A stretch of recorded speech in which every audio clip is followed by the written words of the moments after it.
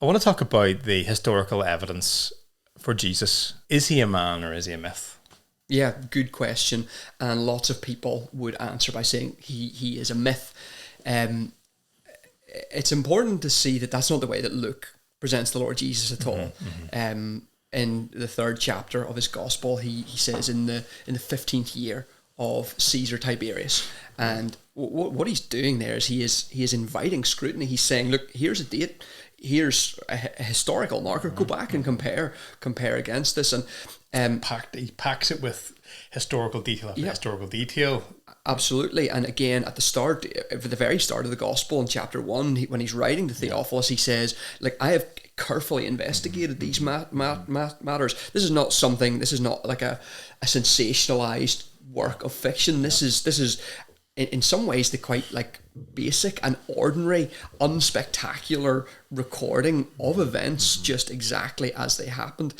It's important that we understand that modern historians, any serious scholar, is agreed on the fact that the man who was known as Jesus of Nazareth did exist. It is only kind of fringe, kind of internet lunatics who deny the existence of Jesus Christ. Even people who are skeptical and atheistic, who don't believe in God, they would recognize that Jesus existed. John Dominic Crossan, who as far as I'm aware, is an agnostic, doesn't know whether there's a God or not. He said that Jesus' crucifixion under Pontius Pilate is about as certain a historical fact as anything that we can be about. So that's the position of serious modern scholars.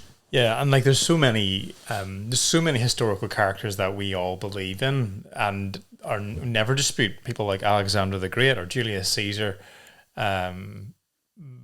But as far as I can read, they don't come close in terms of the evidence that backs up the events of their life compared to the Lord Jesus. Yeah, you've mentioned Alexander the Great. The details that we know about him are based on biographies that were written 300 to 400 years after the events took place, whereas all of the gospel writings were Matthew, Mark, Luke and John were all completed by around AD 70, if not before, well within the lifetimes of eyewitnesses and people who could easily refute and dispute the details if they wanted to. Yeah, and the growth of the church was in the very place where these people were living, so it wasn't like the events of Christ's life happened in Israel, but the church exploded in like Gaul and France or something like that. The very same place that the church grew was the place where the eyewitnesses were. Yeah. But what about other, they talk about extra biblical evidences, people who weren't Christians.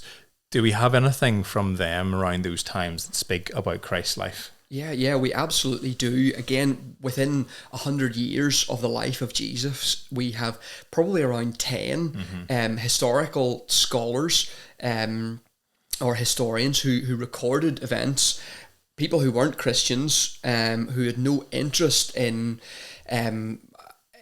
authenticating or verifying the Christian gospel and the claims that it made, asserted that these were the things that this man, Jesus Christ, the claims that the Bible makes, this is exactly what his followers believed. This is exactly the message that they proclaim. So you have people like Flavius Josephus, you have Tacitus, you have Pliny the Younger. Josephus was a Jew, Tacitus and Pliny the Younger were Romans. They had absolutely no interest, they had nothing to gain from trying to further propagate the Christian message, and yet they recorded this is plainly what Christians believe. These are historical facts that have happened. Jesus Christ crucified under Pontius Pilate. These are things that people very close to his life and in the same locality and geography recorded. Yeah.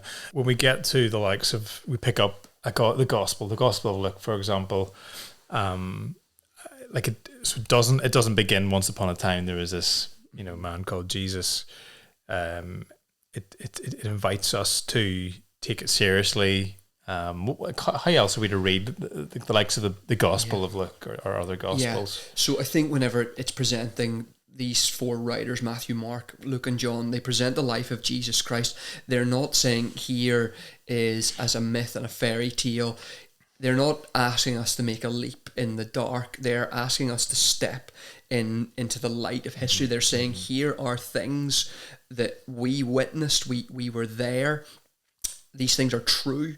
You must respond to them. It's worth bearing in mind that many of these men, they died for their faith. Yeah. They could have renounced what they had written. They could have dismissed it and said that we made it all up. But they would rather die than recant their words and take back what they had said about the Jesus of Nazareth. The only reason why that would be the case is because these men were utterly convinced that these things were true and that these events took place. Yeah. Any other implications?